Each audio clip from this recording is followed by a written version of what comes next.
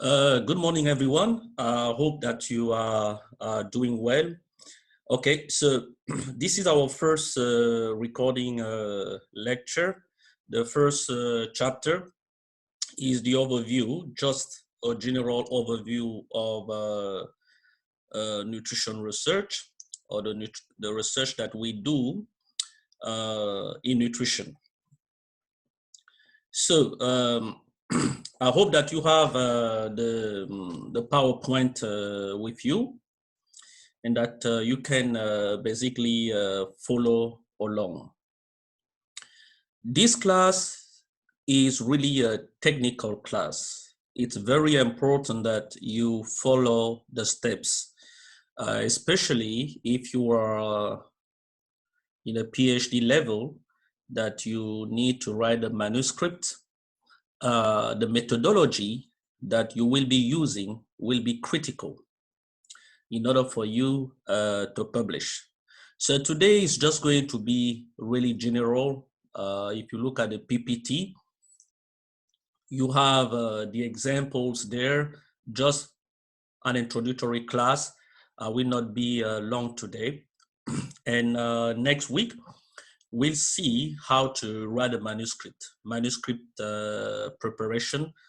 And from there, we'll start to look again on the study design, population-based studies, all right?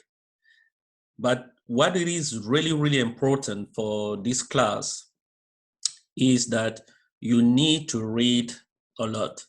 And after reading a paper, I will ask you to write an abstract, a summary.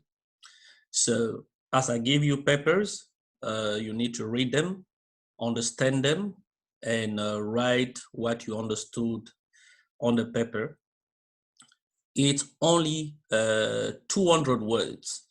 I don't want a summary that is over 200 words. So, but I will teach you, I will train you how to write an abstract, okay? We'll see the general abstract, the structural abstract, and that will be done that will be done in 2 weeks' time. Of course, you guys have my email. You also have my phone number. So until we meet, if you have some questions, just send them my way, and I will make sure I answer in the next 24 hours. All right? So overview of the research, we just go with some basic terminology here. What is research? All right, what is research? The simple definition is the one you see on the screen, which is a systematic investigation into and study of materials and sources in order to establish facts and reach new conclusion. All right? So we make an investigation. Why do we make an investigation? We make an investigation because, maybe we just observe something in the society. And we look at this example. For example, you go to a school or high school and you see a lot of kids that are either overweight or obese. Then you ask yourself the question, why is that? So that is the part. Then you start to think about investigation. This is why you ask the question, why do we have so many kids that are obese or overweight? Okay. So then you prepare your study material, maybe in the way of a survey or measurements. How do you measure your obesity? How you have some form of hypothesis. You have an idea. The hypothesis, you may have 1, 2, or 3 of them. Okay? So you may say, maybe the food that is served in the cafeteria is rich in saturated fat, then you investigate, you start to investigate the food that the students are eating in that school. A second hypothesis you may have is what? Is to say, oh, maybe these kids do not exercise enough. There is no physical activity. And you have the guideline for physical activity. What is required for people to be physically active? All right? You check that hypothesis. How do you check that? You need to test that and find what if we have some form of correlation. All right? We will do an example soon, right? So you test that. So basically, what you do is I'm trying to find, what you do is you have your hypothesis here. You say, for example, physical activity. If physical activity is low, then obesity will be high. So you want to test that. So, and when you test that, now you see if this is true. Is it true that lower physical activity is associated with high obesity? All right. So in this class, if you look at the PowerPoint, I give you a very good example when it comes to the studies that I'm doing on acculturation and health. So remember, number one, observation. What's going on? What do you see? Okay. And then you formulate an hypothesis. I think that because of this, we have this outcome.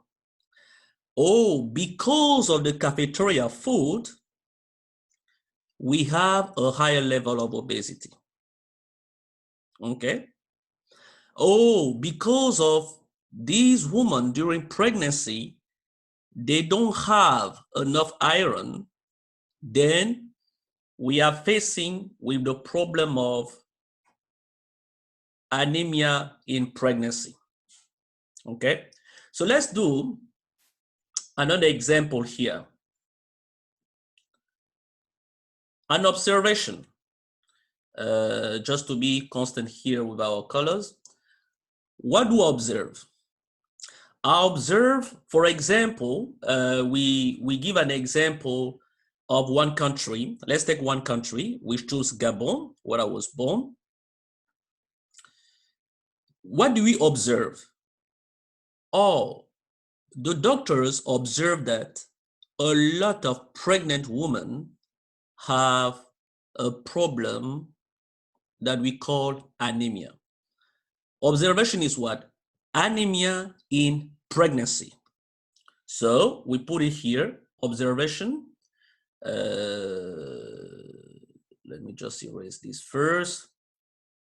So we come here.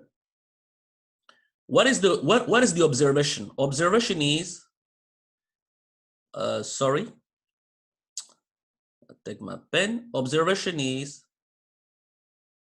anemia in pregnancy. Where did we observe that? We observed that in Gabon. Okay. And what is our hypothesis? You can have many hypotheses. You say, okay, I have different hypotheses. The first one is the diet. So we say that, oh, the diet of this pregnant woman is not adequate. So we want to investigate their food habits. So you need to prepare something regarding to their food habits. Are they food secure? What is food security? Food security is to have enough food, food that is safe, and food that is nutritious. Enough food, by enough food, we mean that, we have at least 2,000 kilocalories, right, per day. And for pregnant woman, maybe a little bit more because she's pregnant, all right? We will have to check some basic elements such as her body mass index, how much weight she has to gain, is she underfed? So first hypothesis, we look at the diet and we prepare a study, the different questions related to the diet. Number two hypothesis, social economical status. By social economical status, what do we mean by that? Social economical status has three main factors. The number one is what? Is education. Is education. This pregnant woman, what is their level of education? Our hypothesis is women who are less educated may have a higher prevalence of anemia in pregnancy. This is our hypothesis. All right. The second one is what? When we still talk about social economical status, the second one, we talk about employment. We talk about the job. Does she have a job? Yes or no? And if she has a job, what kind of job does she have? All right. A woman who doesn't have a job, of course, she will feel more financial stress. And by financial stress, we talk about what? Income. Okay? Income, we talk about money, all right? And we know that in some places, there are some women who live, there are people who live with less than $2 a day. Okay? So we have to look at it. We have to look at it. So this is my hypothesis. I think anemia in pregnancy, my observation is anemia in pregnancy is associated with social economical status. Or I think that anemia in pregnancy is associated with diet. Now the third hypothesis, all right? We can bring a third hypothesis here if you want, where we have to look at maybe the Gabon healthcare system. Okay, so when we just say, okay, does she have a health insurance? Of course, we may argue that we can also put the health insurance on the social economical status here, but let's just assume that the country has a universal healthcare. So we assume that she has a healthcare. So we put here health insurance. Okay. We put here health insurance. Sorry for my writing. So we have here health insurance. I'm going to stop here. So I have these three hypotheses. I want to understand, why do we have a problem of anemia in pregnancy in Gabon? What is the observation? The observation that we make, allow me to change the color here.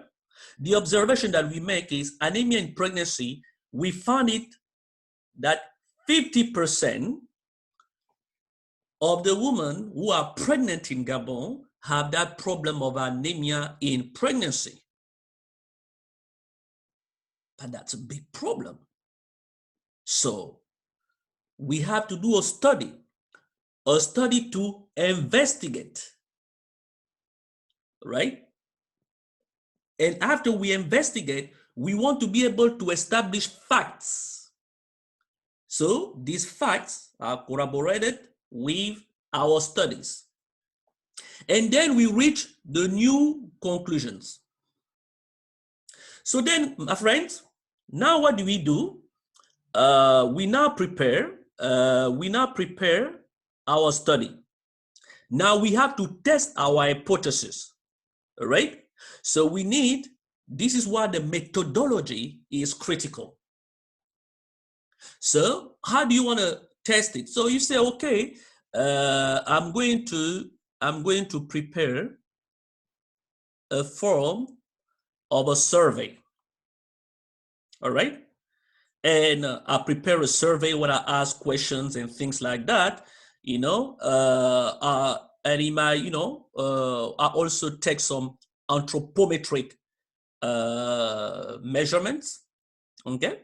So you do like a survey, you take a survey where we ask general questions, the person age, the person education, do you have a job, yes or no, how much money do you make a month?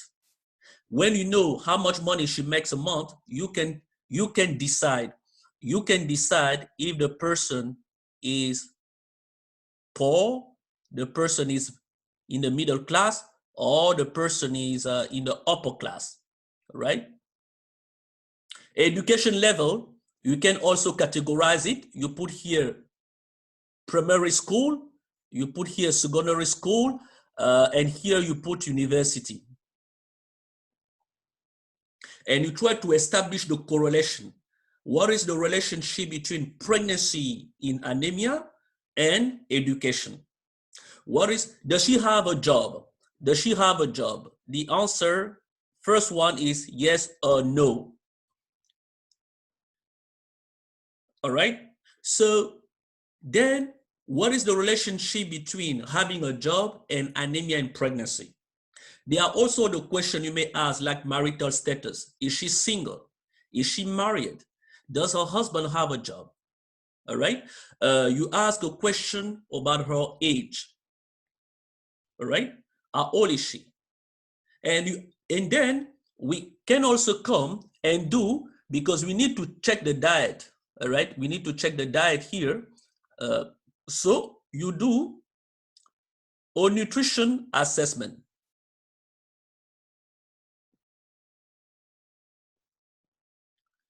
Oh my God, sorry for my writing. So you do a nutrition assessment. I will try to write it a little bit better, okay? These are very important steps, guys.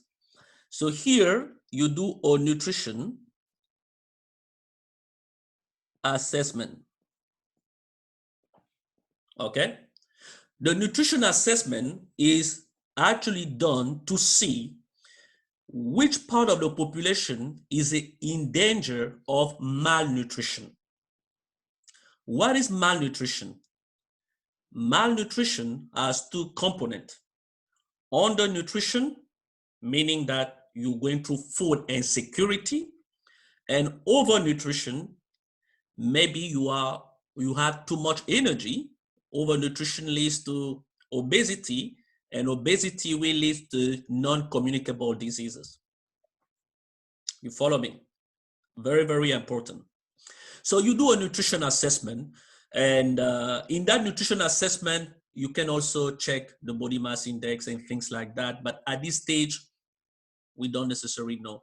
And you can also look at different factors as well. So you prepare your survey, you do a nutrition assessment. All right. So it's in that nutrition assessment that you also look at the diet. You check the healthcare, the health insurance one. Do you have a healthcare insurance? Yes or no? All right. So, and you can also test, different parameters that we don't know. Okay, we don't know. For example, I only have these three hypotheses. Okay, guys, only have these three hypotheses. But Usually, because you want to draw maybe new conclusion, you're not sure yet, you can bring new elements. If you have time and if the people are patient, the people we finance the research, all the resources are there. You know what I will suggest? Is actually a pretty new topic now. How about testing, for example, mental health? Okay. How about testing mental health? Okay. So the level mental health, we talk about anxiety, the level of stress, that women go through when they are pregnant. All right. You can also check all the things that are not really visible. What else can you check here? You can also check violence in the home. Aha, you don't know. Maybe, you ask 2 or 3 questions about, even one question. For example, if she ever been beaten by her husband, you never know.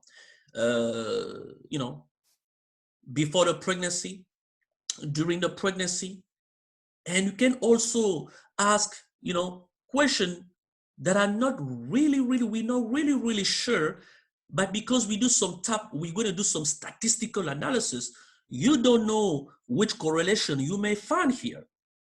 So what else can you ask here?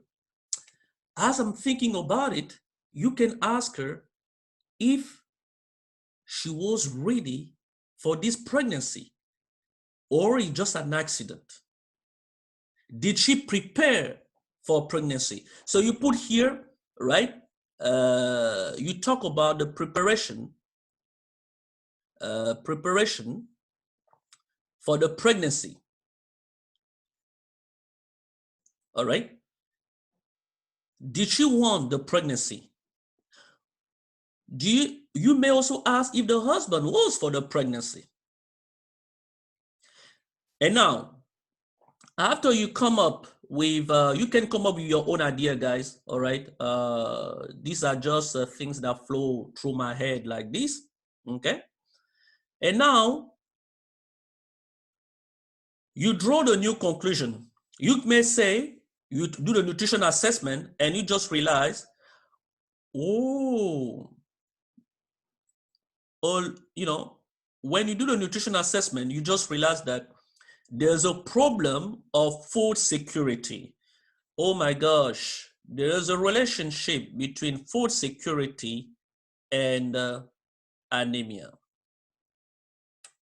Maybe in some cases. But then we're going to look at it. How do we know there's a relationship? There's a relationship there. All right. And maybe you just realize that, there is a relationship between social economical status, mostly education,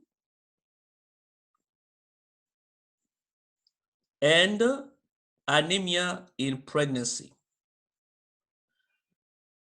And in your nutrition survey, maybe you realize that, women who are vegan, this is now, I have to put a new color. We finding like something that is new.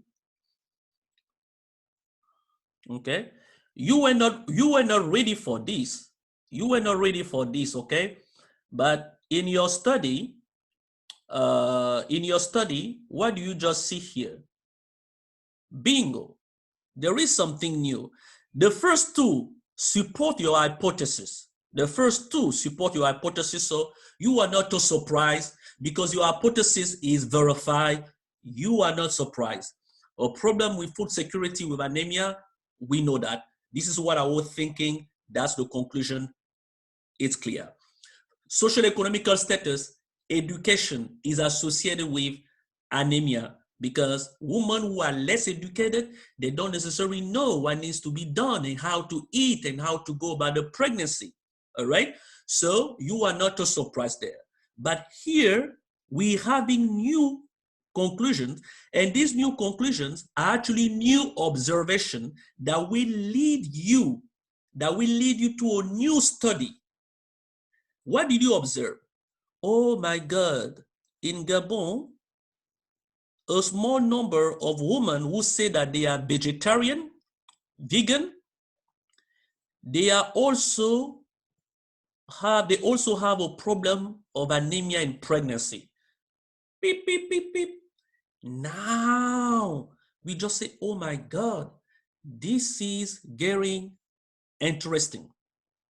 That wasn't the plan for your study, but on your survey, right, on your nutrition assessment, you just realize that in that woman diet, they're not eating any meat.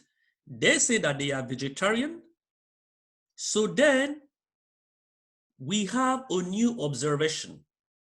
Vegetarian women in Gabon have the highest level of anemia compared to the rest of women. You follow me? Really interesting. Really interesting. So now this new observation will allow you to do a specific study on vegetarian women and how to improve the health of these women who are vegetarians and they want to carry on their pregnancy. All right.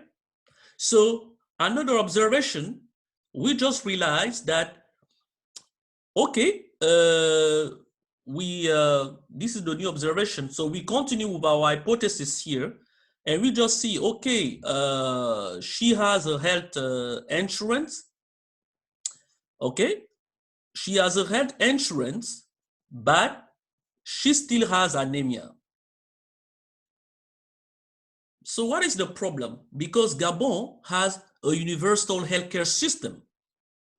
So women who are pregnant, they can have treatment, they can go to the hospital, they have checkup. So there is no relationship. This is what I should put here. Here there is no relationship here. All right. There is no relationship here. Okay. There is no relationship between health insurance and anemia because all these women told me, most of these women told me they have a health insurance. So why do they have anemia? Oh, we come back to a new observation still on the Gabonese healthcare system. What do we say? We say that, oh, maybe these women, they were not given iron pills during the pregnancy. So here, my friends, this is again a new observation and proposition that you are doing for your new studies. How many women in Gabon are taking a supplement of iron during pregnancy? So be very, very careful when you design your study and be open to the new conclusions. Be open to the new conclusions. I can go on and on. This is just to show you an example. You cannot check mental health and pregnancy, anxiety. Is there a relationship between physical violence and anemia? I don't really see what it is, but maybe you may say here, I'm going to show you something interesting, but we will talk more about it later on. For example, I talked to you about mental health. Let's choose mental health, and anemia. I never done that study, but let's just have a little bit of fun. Let's have a bit of fun with this. I'm going to open the whiteboard. All right. So what do I do here? So I put here, for example, mental health. Okay. And in mental health, I decide to study, we decide to study, for example, the stress level of the person. We study, for example, depression. Okay. All right. So we have a mental health. And then here, what do we have here?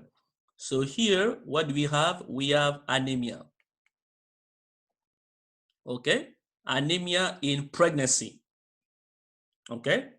So that's what we have here. We have anemia in pregnancy. So is there, so we say, okay, is there a relationship between anemia and pregnancy? Oh, there is a relationship between anemia and pregnancy, but that relationship is mediated by what? Is mediated by food security. Okay?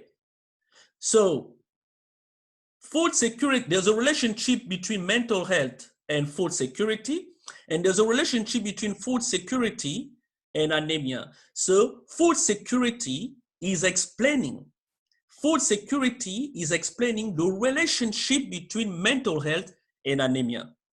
So this is something that we're probably going to see on week 8, the chapter on method of data analysis, where we are going to see how some factors can be moderators or factors can be mediators of two variables, meaning in this case, mental health and anemia. Explain, right, or justified by a different factor, in this case, food security. All right? Okay, so I can spend an hour on that, but we'll have another chance to come back to it. So let's come back to our PPT here. So you see, for this page alone, I already spent almost 30 minutes there. So let me move forward to this presentation. The type of studies that we have, what are the type of studies that we have? We have case study, study of an individual, we make observation, we already explained that. Epidemiological studies, a study of population, looking for association between disease and lifestyle. Very important, the association between what? Disease and then lifestyle. So we are talking, for example, about your food habit. Which disease are we studying, right? We're studying anemia, okay? And then the lifestyle, we are looking at food habits, okay? We are looking, if we study, for example, cardiovascular disease, we look at what? We look at, for example, do you smoke? Do you drink? Is there a relationship between what you do every day and the outcome? The outcome is anemia. Okay. So the research method here can be qualitative, mostly in the social science. Qualitative will ask you the question about how that happened, what happened, all right? So, and the quantitatives, you are mostly the numbers, right? We ask the question, how much, how many people have this problem, right? How often do you eat this? So then we can do more of analysis. So in my case, the research that we do here, we focus on quantitative measurements, all right?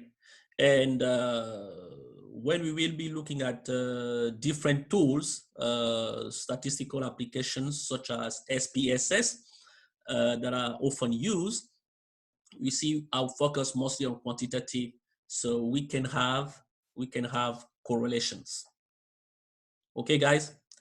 All right, so sometimes I speak too fast. Hopefully you can catch up. You just have to listen to the video again. All right, so let's move on. Research in nutrition here. Let me just put this screen here. Research in nutrition, the subject of nutrition concerns the nature of foods and food and nutrients and the needs of human and animal for this substance, all right? So in our case, we will focus on food and nutrients. You all took a nutrition class before. I'm sure you know all the 6 groups of nutrients. We already mentioned them. So we talk about carbs, we talk about fat, we talk about proteins. These are our macronutrients. And we now we talk about the minerals, we talk about vitamins, okay? And then we have our separate group here, water, that we can put in other cases. All these nutrients have an impact on our health, okay? So we put here that the nutrition investigation, in nutrition investigation, we have different discipline, right? Basic mathematics, biochemistry, physiology, functioning, how these things work, physical and mental development, all right? You see me give you an example of mental health. There are actually some studies right now on nutrition and mental health, okay? As you know, we are in Daegu. During the corona crisis, this is actually something that can take place right now. We can actually study, for us who are always in the house, the relationship between nutrition and our mental health right now, right? A lot of things have been going on, just being home and not really knowing what's going on, and not sure maybe of our status, right? The anxiety that people go through. Read good study that can take place right now. Disease prevention, really, this is really what I love to do. It's better to prevent, and consumer behavior that we talk about food habits, okay? So, but it's better, like I put here, to really focus on one particular area of research, because there are many complex interactions, but it's better to really focus on one specific area, as an integral part of the bigger picture. Okay, so you usually just start big, and then you narrow, and you narrow your research, right? So we have a different specialist in the world. You just want to make sure that you have your area of focus. In my case, I work a lot on acculturation and health of minorities, all right? So any individual needs vary with age, very important, gender, right? And a physiological state. I don't necessarily look a lot of that. I look a lot at the lifestyle, age, gender, lifestyle, behavior, right? So, and then we compare to other individual, right? At the same time of food that we consume, we look at food security and our eating behavior, all right? So, the science of nutrition, my friends, this part, these basic definitions, I just put them there, but in undergraduate, these are the same definition that I gave you guys here. But look at it, is not something that I have to re-explain at your level, because all of you guys are in the master and PhD program. So you know these basic definition. But very important, the study of nutrients, we keep insisting on that, and all the substance in food and body's handling of them. Because whatever we put in our body, something will happen.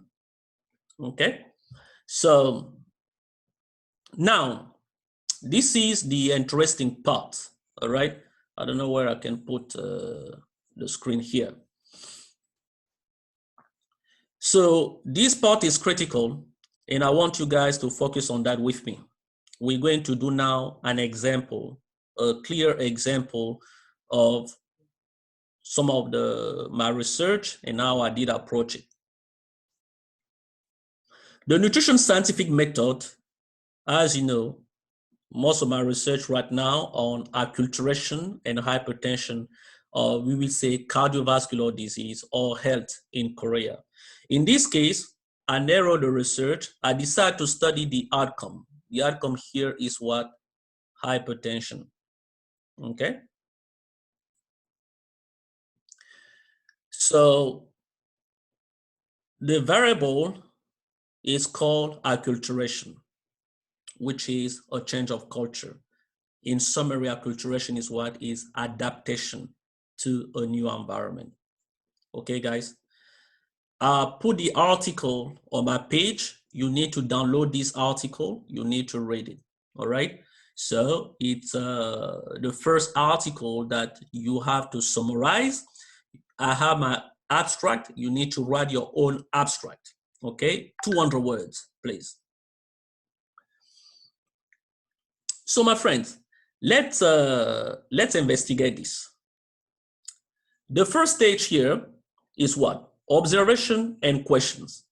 Identify a problem to be solved or ask a specific question to be answered. How do we answer it? All right. Hypothesis and prediction. You formulate, that's the number 2 thing you need to do. You formulate a hypothesis, a tentative solution to the problem, or answer to the question and make a prediction that can be tested. This is what we saw on the first slide. Number 3, experiment. You design a study and conduct a research to collect relevant data. That's what we saw on the first page, right? The survey, nutrition assessment. You take anthropometric measurements, and then you also measure the outcome, which is hypertension. So you measure the pressure of the people, and you may determine if they have blood pressure, high blood pressure or not. Okay? Then we have 4, result and interpretation. Oh, do we have a relationship between acculturation and hypertension? Then, based on your result interpretation at the end, you may ask yourself the question, 5A, my hypothesis, is it supported? Oh yeah, that's what I was thinking. So then you write a new theory, right? Or you have a new observation. After that new observation, what is happening here? After this new observation, oh my God, actually, it is not necessarily what I was thinking, but we just observed something new. Then you ask the question again and you start a new research field. Okay, guys, that's interesting. It takes time, but when something is well prepared, you should be fine. So let's take this example of acculturation and hypertension based on this article that I wrote. All right, like I told you guys need to read that article. I wrote it in 2000. It was published in 2017. All right, when I studied acculturation and hypertension, and let's do this study together. Let's observe it together. Okay, guys. So what do we have here? Acculturation and hypertension. Number 1, observation and question. Okay, observation and questions. So we ask the question, why is high prevalence of hypertension in Korea, right, due to acculturation? I think I didn't formulate my question well here. All right. So we want to know why do we have a high prevalence of hypertension in Korea? All right. Is it due to acculturation? But here, I just realized I should have formulated a little bit differently. So here we focus on what? We focus on foreigners. We want to know, why do foreigners have a high prevalence of high blood pressure? And we want to know, do they have it because of acculturation? Okay. Now, what is our hypothesis? Our hypothesis is the acculturation. Actually, we put here our hypothesis, inability to speak Korean is associated with hypertension. Remember that acculturation means what? Acculturation means adaptation. Okay? And how do we measure acculturation? We usually measure acculturation by the main factors. The main factors are usually language, which is a sign of adaptation, years in the country, how long have you been in Korea? We can also measure it by age, right? How old were you when you came to Korea? So my friends, let's look at the hypothesis here. We ask the person the question, how well do you speak Korean? All right?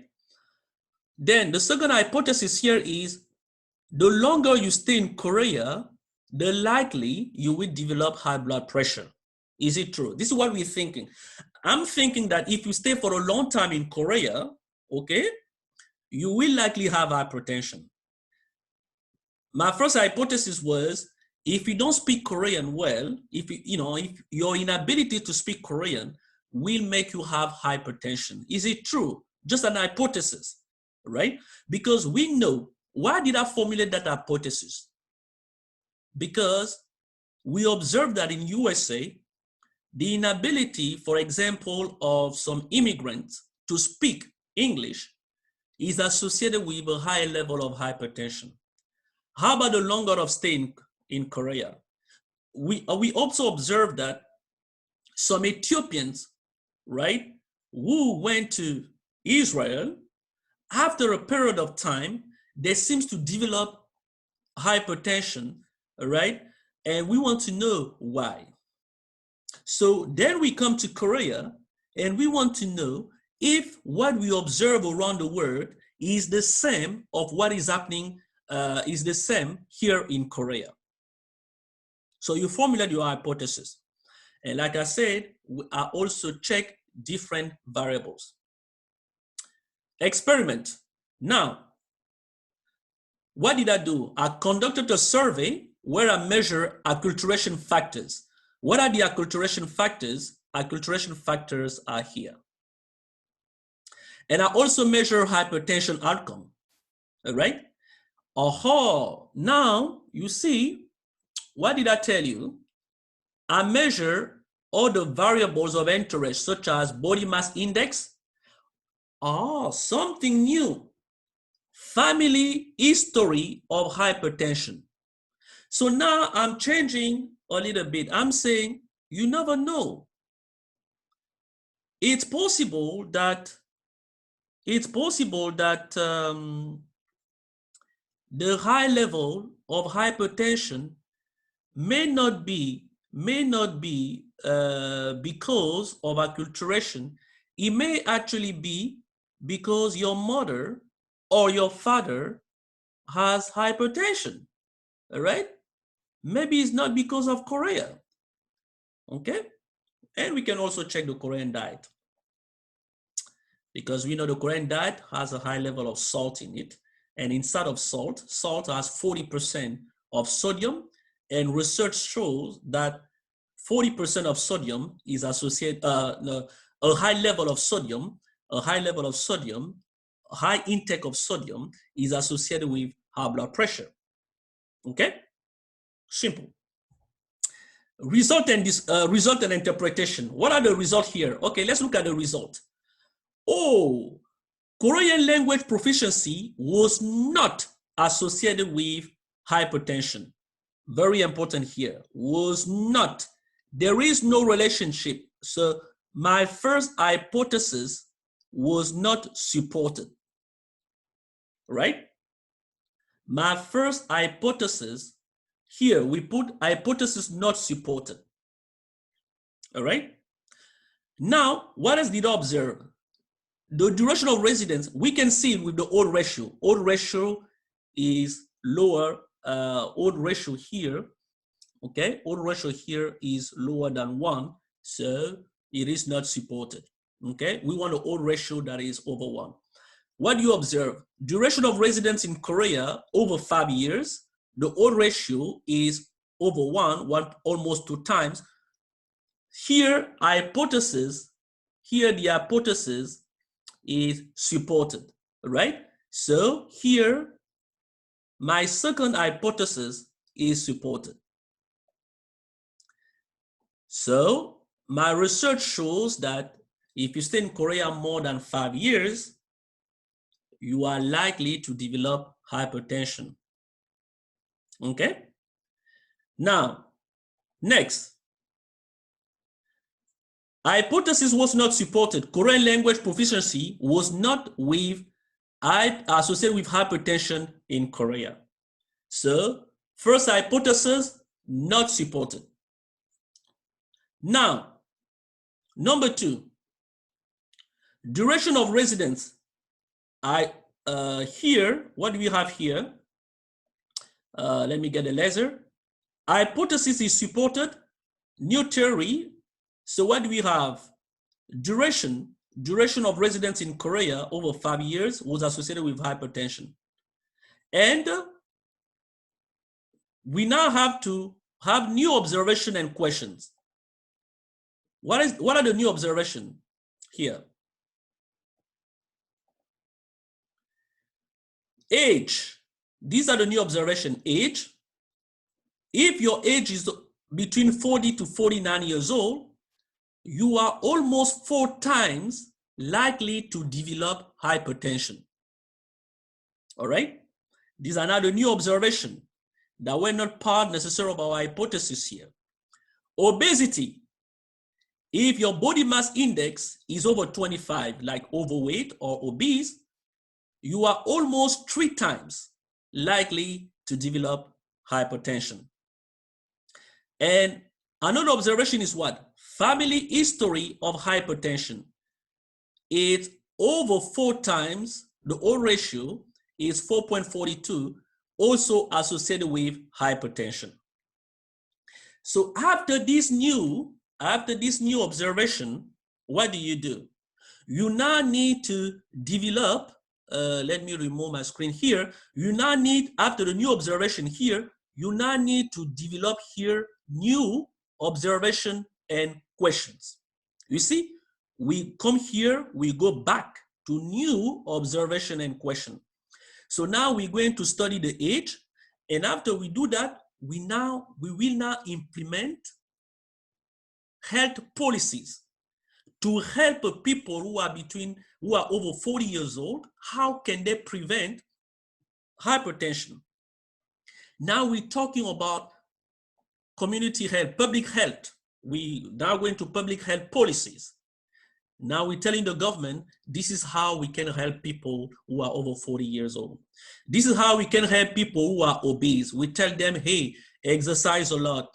That, when you lose weight, the blood will flow a little bit better. The arteries, will be enlarged so the blood can flow easily. A family history of hypertension. What's going on in the family? Is it related to the genes? Or we have to look at the family dietary habits as well.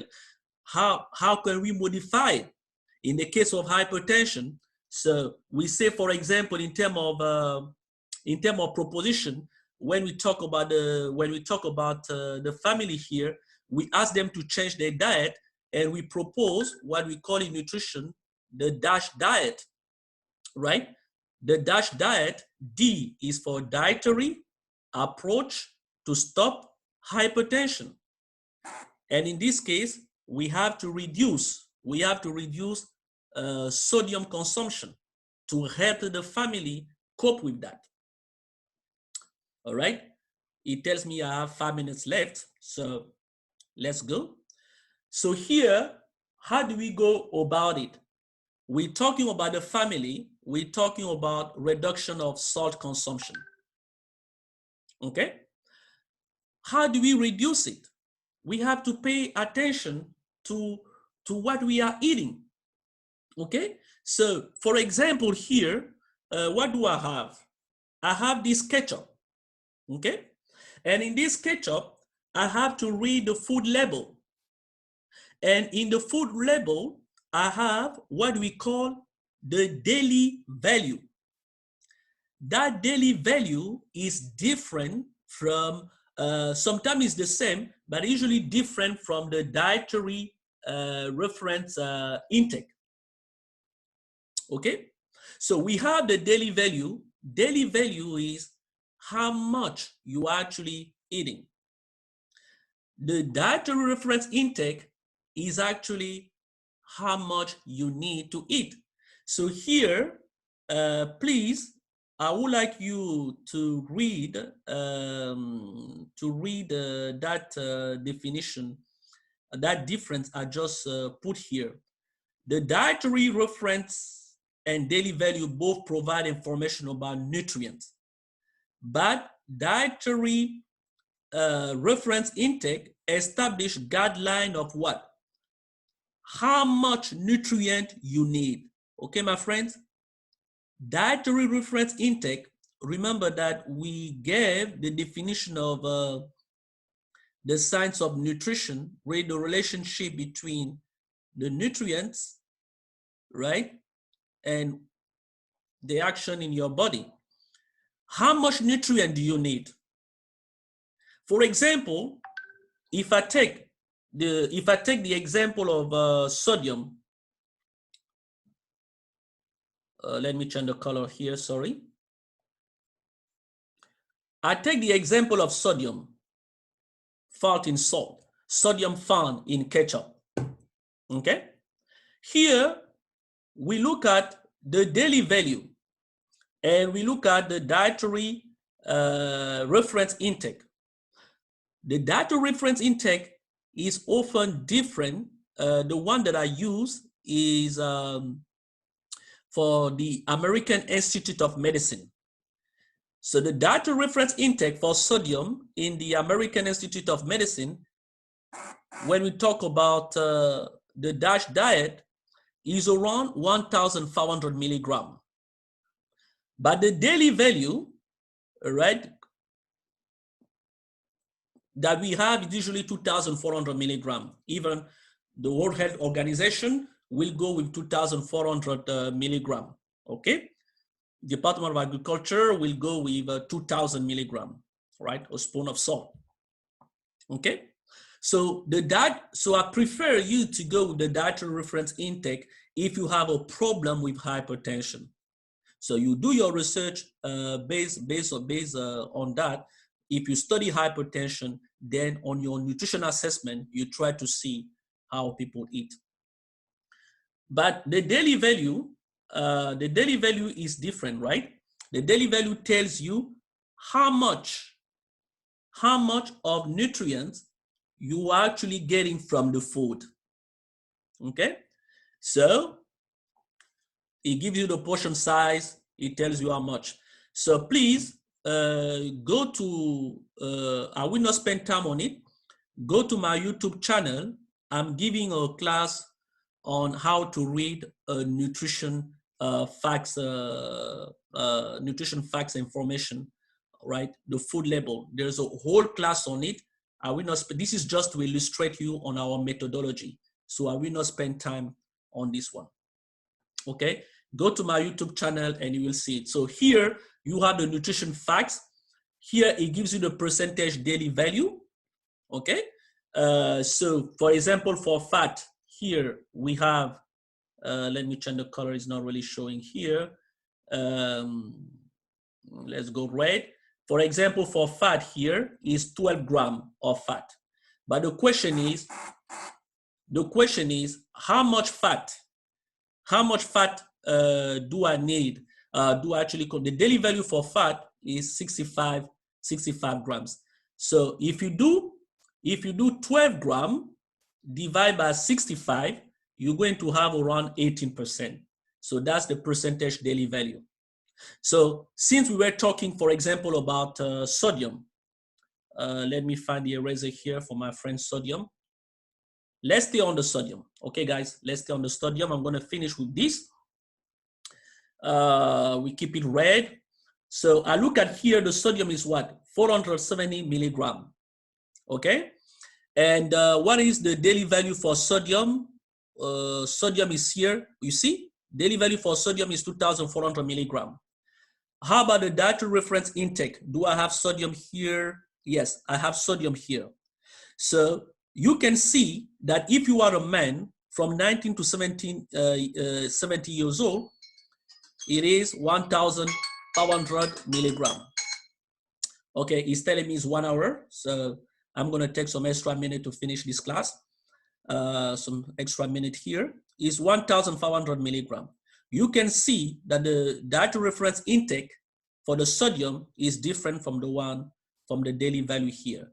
So if a person has high blood pressure, even though they tell you on the nutrition assessment that they eat around 2,000, you just see that they eat around 2,400 milligram, and they have already history of hypertension in the family, it is not a good idea. So they need to go with the dietary reference intake.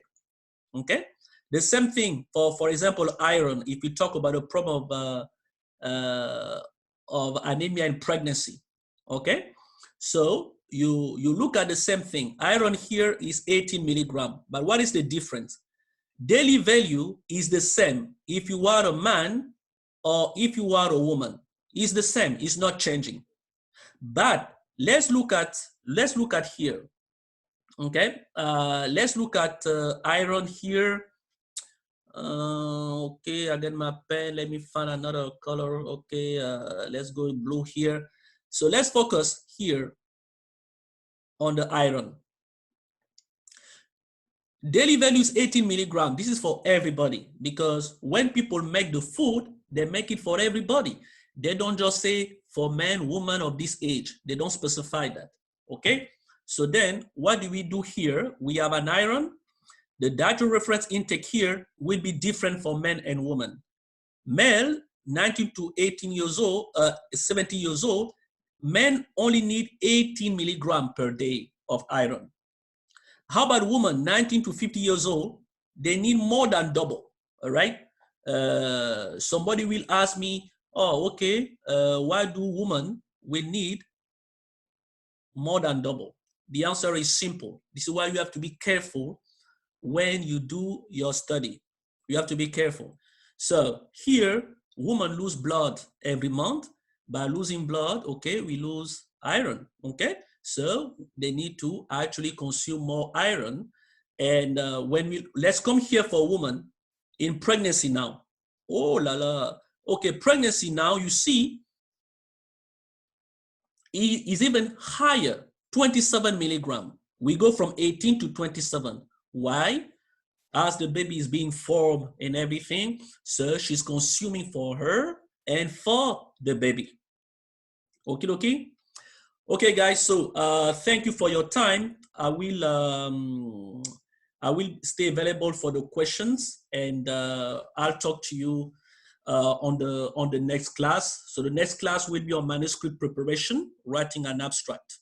Okay. So please watch the video over again, and if you have some questions, send them to me. It's possible that I went fast in some parts because I assume that you guys already have the background in nutrition. If not, I'll find a way to help you guys. So have a nice day, and I see you on the next class.